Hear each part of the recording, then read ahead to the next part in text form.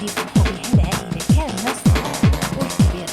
ما نطولش عليكم ونقول لكم فرجوا من ممتعه. ندوزو على بركه الله للمقادير. عندي هنا واحد جوج ديال الباكيات نتاع الناس، جوج كبار، جوج باكيات كبار نتاع جوج دراهم كل وحده. وعندي قالب الحلوى، انا اخترت هاد المربع، اطار مربع. نتوما عندكم الاختيار، ممكن ديروا دائري مستطيل، الشكل اللي يريحكم واللي موجود عندكم في الدار. وعندي ايضا واحد تقريبا نص كاس ديال الزبده مذوبه. هذه هي كاع المكونات اللي غنحتاج في الطبقه الاولى. صافي دابا غادي نحاول ندير هاد الكيرنيس ديالي او الكاطو او البسكويت في طحان كهربائي، وغادي نطحنو ماشي غبره دائما كنكونها نفتح النوع ديال التحليات او الطرطات الباردين.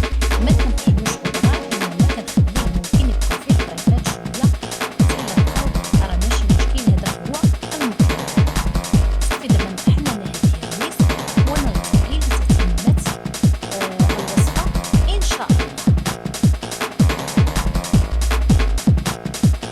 ومن بعد ما طحنت الكيرنيس كما كتشوفوا خليت فيه طريفات. صافي دابا غادي ناخذ الزبده ديالي كما قلت لكم نصف كاس او حتى كاس الا ربع، وغنحاول ندمجهم مزيان. هكا يعني غادي نرمل داك الكيرنيس بالزبده ديالي حتى يبقى يعني ممكن يتجمع هكذا كما كنشوفوا.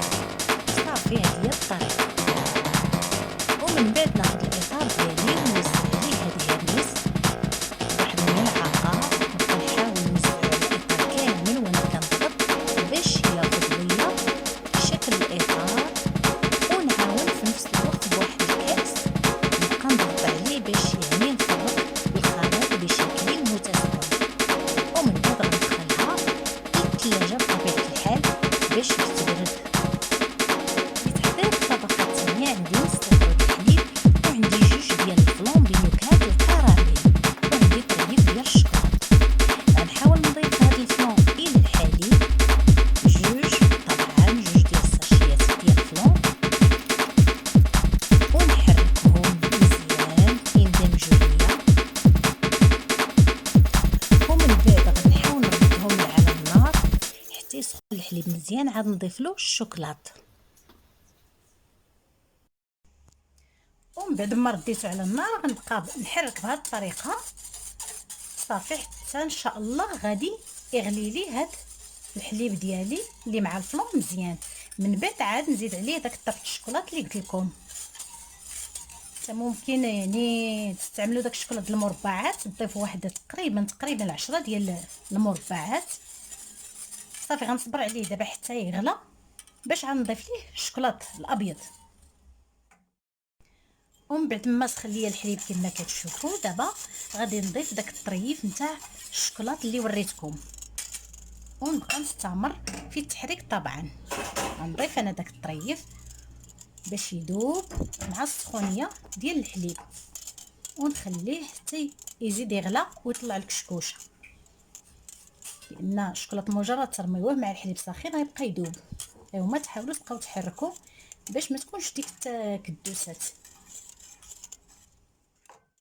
ومن بعد ما حطيت هذا الحليب والفلون ديالي على النار غنحاول نضيف ليه، غنصرع شويه باش البنات ما يعقدلياش. وانا بقى ما خديت واحد تقريبا 5 ديال الهرنيسات، 5 تقريبا. وغنحاول نضيف واحد جوج ديال الفرماجات، وممكن تستعملوا الفرماج المربع الا بغيتو، حتى هو كيعطي واحد الطعم يعني زوين لهذا الحليوه ديالنا. صافي دابا غادي نحاول البنات هاد العناصر كامله غنطحنها في طحان كهربائي، لكن يكون كيقبل يعني تحطوا فيه يعني الوصفه وهي سخونه، لان كاينين شي خلاط كهربائي اللي ما كيستحملش الحراره. صافي نطحن انا هذا ونلتقي للتتمه.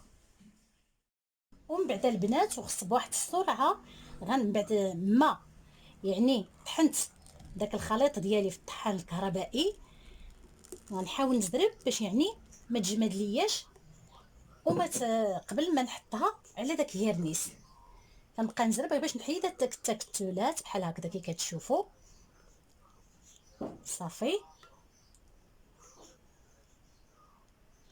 صافي دابا غنحاول نخويها بسرعه على هيرنيس ديالي. صافي من بعد ما صفيتو البنات غنخوي داك الخليط فوق الطبقه الاولى وغنحاول ندخلو للثلاجه باش يبرد. ولتحضير الطبقه الثالثه غادي نوضع واحد الكويس د الماء ما عمرش بزاف، وغنضيف واحد القهوه سريعه الذوبان ساشي كما كتشوفوا. هذه الطبقه الثالثه.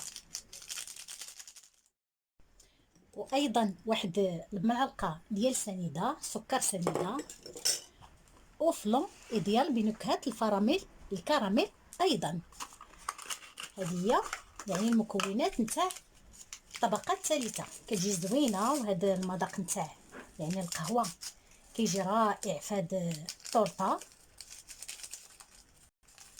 صافي دابا غادي نحركهم مزيان ونردهم على النار حتى يعني يعقدوا ليا مع التحريك طبعا باش ما يلصق لياش الفلون مع هذا الماء والقهوه. نردوا على النار ونلتقي ان شاء الله. ومن بعد ما غلات ليا ديك القهوه والفلون مع التحريك طبعا دابا غنطفي عليها وغادي نخليها شويه تبرد غير واحد شويه باش نخويها كطبقه ثالثه ان شاء الله. ولوقيته اللي حطيت داك الطبقه الثالثه كتبرد، دابا غنحاول نزين هاد الطرطه ديالي بواحد القطعه نتاع هيرنيس. انا فضلت نزينها هكذا وانتم لكم الاختيار، ممكن تزينوها اوريو، ممكن يعني اي واحد ممكن يزينها بالطريقه اللي عجباتو. انا حيت متوفر عندي هيرنيس بغيت نكمل التزيين هكذا هكذا. نتمنى تكون كتبان لكم داك الخمسه د القطع. وغنجيب دابا داك الخليط وغنحاول نخويه نصبو فوق هاد الطرطه ديالي. وكما كتشوفوا باقا هذه ما بردات بزاف، غنحاول نوزع هاد الطبقه الثالثه غير بشويه فوق هاد الحليوه او الطورطه ديالي. كتجي البنات زوينه وكتجي يعني شي حاجه راقيه وغزاله ان شاء الله. متاكده غتعجبكم. الا عجبتكم ما تنسونيش بالتعاليق ديالكم ان شاء الله. صافي غنحاول نصبها غير بشويه ومن بعد البنات غندخلها للثلاجه باش تبرد لمده 4 ساعات على الاقل. والطرطه ديال البنات كتجي رائعه كما كتشوفوا. بعد ما حيدت الاطار كتجي زوينه وكتجي بالطبقات كما كتشوفوا امامكم. يعني كما كتشوفوا جات غزاله ورائعه. نتمنى ان شاء الله تجربوها وتعجبكم وتنال الاعجاب ديالكم. ويعني طرطه بارده وزوينه تبرد عليكم في هذه الحراره وتفرحوا بها وليداتكم والعائله كامله.